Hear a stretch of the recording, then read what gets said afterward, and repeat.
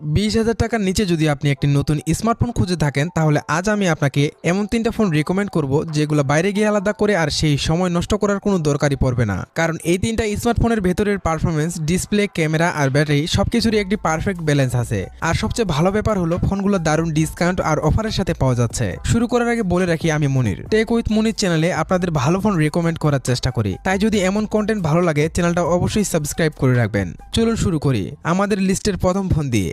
এই ফোনটা মূলত তাদের জন্য যাদের 19,000 টাকার আশেপাশে এমন একটা ফোন দরকার যেটার ডিজাইন দেখতে সুন্দর, ডিসপ্লে ব্যবহার করতে স্মুথ লাগে, পারফরমেন্স এমন হয় যেন ফোন ব্যবহার করার সময় ল্যাগ না করে, হালকা পাতলা গেমিং করা যায়, আর সাথে যদি বড় ব্যাটারি পাওয়া যায় তাহলে তার কোনো কথাই নেই। এই সবকিছু আপনি পাবেন iQOO Z10X 5G ফোনটার ভেতরে। সামনে আছে 6.7 ইঞ্চির full HD plus LCD display. AMOLED না হলেও 120 হার্টজ রিফ্রেশ রেট থাকার কারণে ডিসপ্লেটা ব্যবহার করতে যথেষ্ট স্মুথ ফিল হয়। ল্যাগ ফ্রি পারফরমেন্সের জন্য এর ভেতরে দেওয়া হয়েছে MediaTek Dimensity 7300 chipset, 6GB RAM আর 8GB র্যাম অপশন, আর সাথে UFS 3.1 স্টোরেজ। মানে বাজেটের কথা মাথায় রাখলে নর্মাল ইউজ আর বেসিক গেমিং দুটোতেই এই ফোনটা ভালো পারফর্ম দেবে।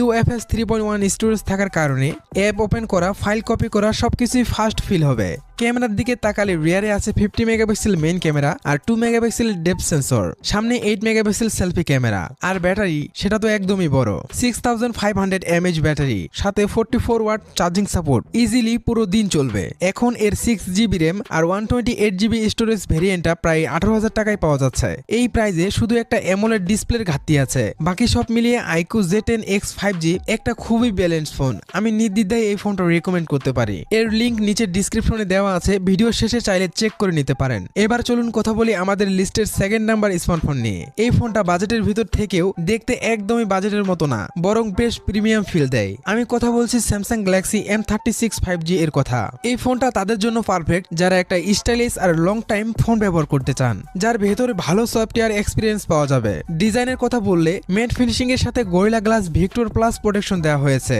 দেখতে ফোনটা সত্যি প্রিমিয়াম লাগে। সামনে আছে 6.7 ইঞ্চির full HD plus super AMOLED display, সাথে 120 হার্টজ রিফ্রেশ রেট সহ।